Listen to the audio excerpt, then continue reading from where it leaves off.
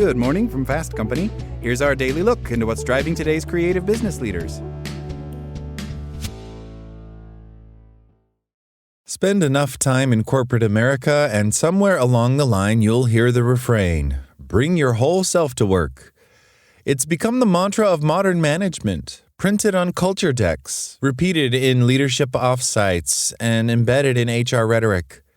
The idea traces back to management thinker and author Frederic Laloux, a former associate partner at McKinsey & Company, who argued that the most progressive organizations invite employees to show up fully, not as cogs in the machine, but as the complex and multifaceted humans we are.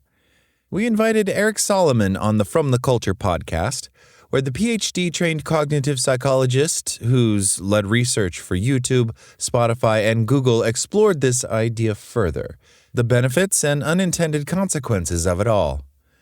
The promise of bringing your whole self to work is simple. When people are free to be themselves, extraordinary things happen. To that end, Solomon provides a compelling case study. A self-proclaimed dork who grew up in NYC and became a DJ, Solomon brought his understanding of humanity, skills as a communicator, technical know-how, and love for music to work, which enabled him to build Spotify's brand architecture and launch the company's super popular Wrapped annual campaign. Not bad, right? The intersection of his full self unlocked an opportunity that might not have been available to Eric Solomon, the psychologist and tech guy, alone. The DJ in him provided an understanding that his work self likely would have missed. And that's the promise of bringing your whole self to work. When people are free to be themselves, extraordinary things happen. However, this also opens the floodgates to the rest of our whole selves that may not seem so congruent with the actual work. The problem with whole self. While Solomon was making breakthroughs at Spotify, he was also dealing with the traumatic loss of his father and all the accompanying grief that spilled over into his work. The grief, the anguish, and the inability to manage it all naturally seeped into his work life and made work a challenge despite his many successes. That's just a natural consequence of life, right? Our full selves have to deal with all the intricacies of life, some good and some bad. Consequently, when we bring our full selves to work, we're bringing all of that with us. Is this the whole self that Laloux advocated for? I'm not so sure. The organizational psychologist Tomasz Chamorro-Premuzic has famously pushed back on the whole self narrative. He argues that we shouldn't bring our whole selves to work because many of us are still figuring ourselves out. We're carrying unresolved grief, unprocessed experiences, unrealized anxiety. The unfiltered authenticity of our full selves can potentially spark chaos in the office rather than creativity and connection. So perhaps it's best that we separate the two, our work selves and our personal selves. But now we have the plot of Apple TV's hit show Severance, and surely that's not the reality we want either. The myth of separation. In the dystopian world of Severance, employees undergo a surgical procedure that divides their memories between work life and personal life. The result? An innie self that only exists within the office walls, and an outie self that carries on in the outside world, completely unaware of their work life. And never the twain shall meet. As far-fetched as this work of fiction may seem, it's not as far removed from our work reality as we might think.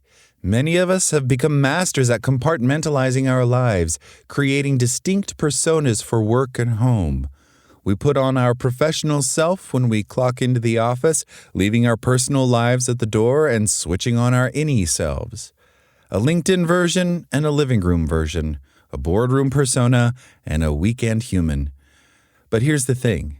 We don't have a work self and a home self. We just have a self. Any attempt to sever the two is not only fiction, but it also robs our work of the depth, creativity, and innovation that comes from our whole selves. The modern workplace loves the phrase, "bring your whole self to work," yet it resists the interrogation of the conditions underneath it. Wholeness. Bringing your whole self assumes something important, that you actually have a whole self to bring. Often, we don't. You can't bring your whole self if you're not working toward wholeness.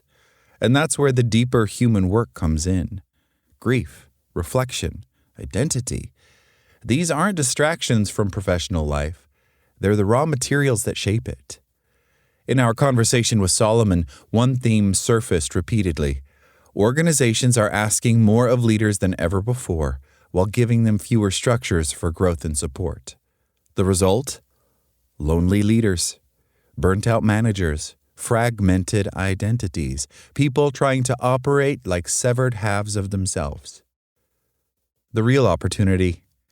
So, what's the alternative? It's not about separation of self or switching on and off, but about integration.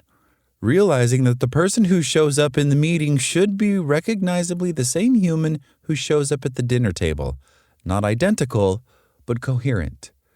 The truth is, we never separate the two. We negotiate which parts of ourselves show up.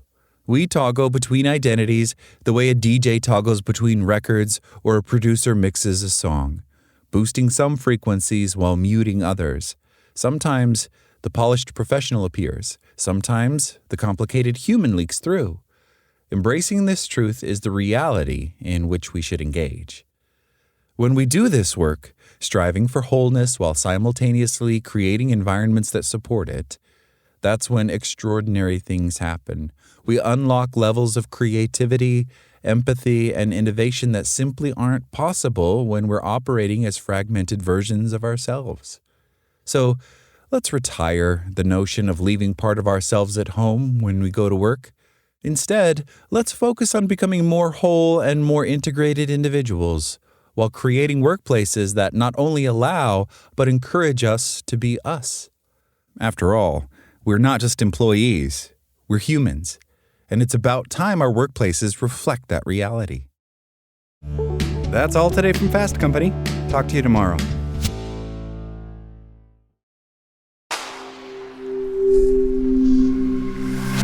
SpokenLayer.